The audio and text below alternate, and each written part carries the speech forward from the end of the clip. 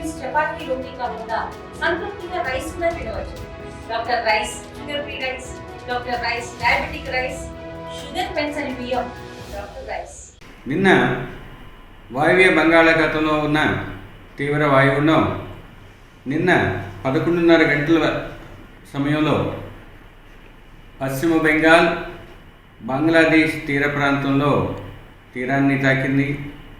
ఈరోజు ఉదయం ఆ తీవ్ర వాయుగుండంగా బలహీనపడింది. రాబోయే 12 గంటల్లో అది మరింత బలహీనపడి సుస్పష్ట అల్పపీడనంగా ఉత్తర ఈశాన్య దిశలో పయనించే అవకాశం ఉంది.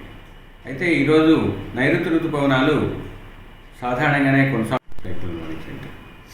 నిన్న వాయువ్య బంగాళాఖాతంలో ఉన్న తీవ్ర వాయుగుండం నిన్న 11:30 గంటల సమయంలో పశ్చిమ బెంగాల్, బంగ్లాదేశ్ తీర ప్రాంతంలో తీరాన్ని తాకింది. ఈరోజు ఉదయం ఆ తీవ్ర వాయుగుండంగా బలహీనపడింది. రాబోయే 12 గంటల్లో అది మరింత బలహీనపడి సుస్పష్ట అల్పపీడనంగా ఉత్తర ఈశాన్య దిశలో పయనించే అవకాశం ఉంది. అయితే ఈరోజు నైరుతి ఋతుపవనాలు సాధారణంగానే కొనసాగుతున్నాయి. రాష్ట్రంలో రాబోయే వారం రోజులు చెదురుముదురుగా వర్షాలు పడే అవకాశం ఉంది. ఉత్తర కోస్తా జిల్లాల్లో ఈ 2 రోజులు కొన్ని చోట్ల తేలికపాటి నుంచి మోస్తరు వర్షపాతం, తదుపరి 5 రోజులు 1-2 చోట్ల తేలికపాటి నుంచి మోస్తరు వర్షపాతం పడే అవకాశం ఉంది. దక్షిణ కోస్తా జిల్లాల్లో ఈరోజు కొన్ని చోట్ల, తదుపరి 6 రోజులు 1-2 చోట్ల తేలికపాటి నుంచి మోస్తరు వర్షపాతం నమోదయ్యే అవకాశం ఉంది. ఉత్తర కోస్తా జిల్లాల్లో రాబోయే 2 రోజులు ఉరుములు మెరుపులతో కూడిన వాతావరణం కొనసాగే అవకాశం ఉంది. దక్షిణ కోస్తాలో ఈరోజు అటువంటి వాతావరణం ఉండే అవకాశం ఉంది. ఉత్తర దక్షిణ కోస్తా జిల్లాల్లో ఈరోజు రేపు 40 నుంచి 50 కిలోమీటర్ల వేగంతో బలమైన సుస్థిరమైన గాలులు వీచే అవకాశం ఉంది.